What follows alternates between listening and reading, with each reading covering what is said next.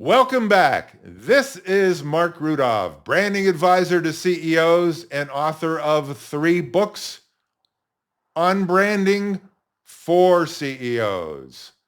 And my latest, Duped Again, Why Sophistry Works, which you can get at dupedagain.com. Why is this important? Because every word out of Kamala Harris's mouth is a lie. Every word out of her keyboard is a lie. She probably doesn't even know what's being posted on her behalf on Twitter X.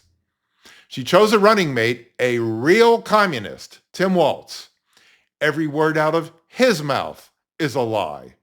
You're judged by the company you keep. Why is this book important? Because it teaches you why people lie and why people believe and accept lies. Okay.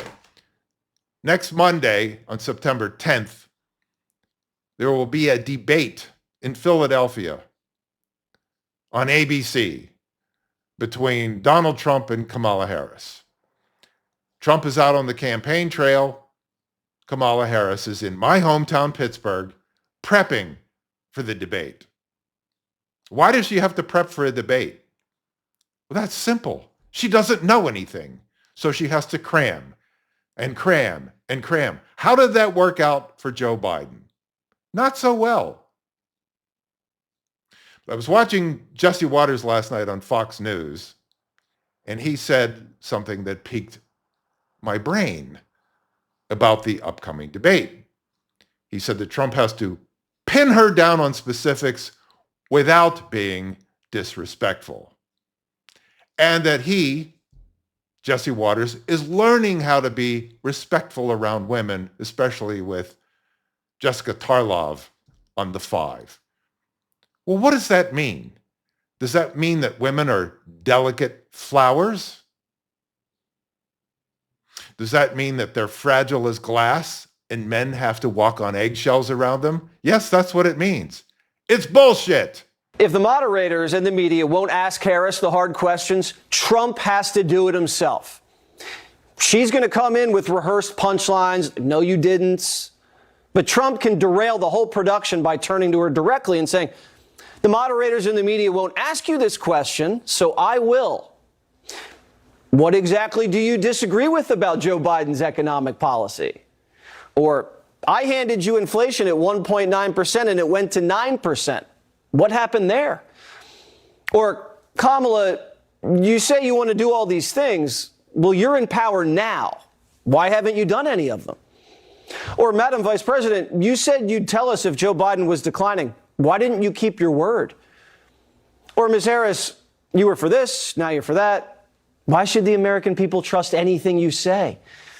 It's a 1-2 punch because it embarrasses the moderators for not doing their jobs, and it puts Harris back on her heels. He has to define her because no one else will. And this debate could be the only opportunity he has because she's only committed to this one.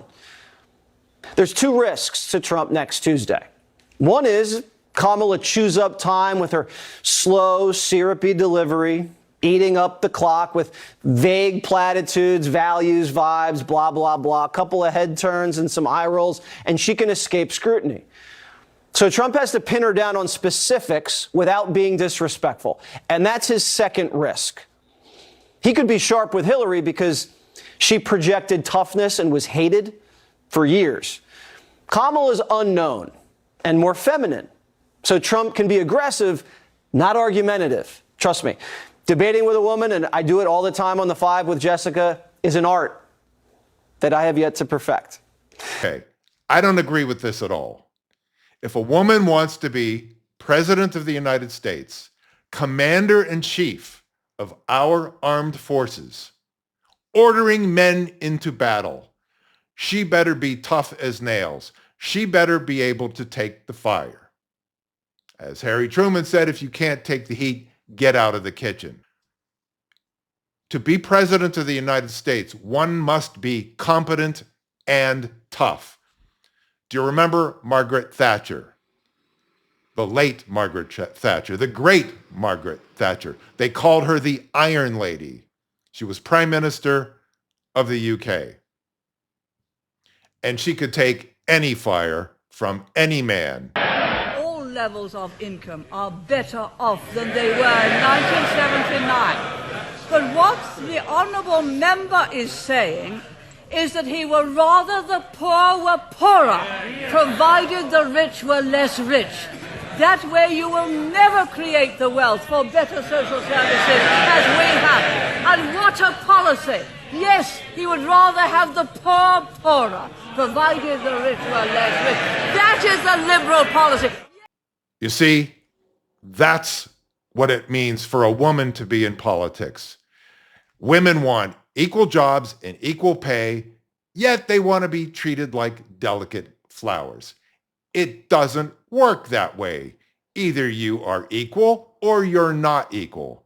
And forget about sports. That's different because that's about physical strength. This is about character and mental strength. She has neither. She knows nothing. If she can't take jibes from Trump in a debate, how can she take the pressure from Vladimir Putin, Kim Jong-un, Xi Jinping, or the Ayatollah Khomeini in Iran?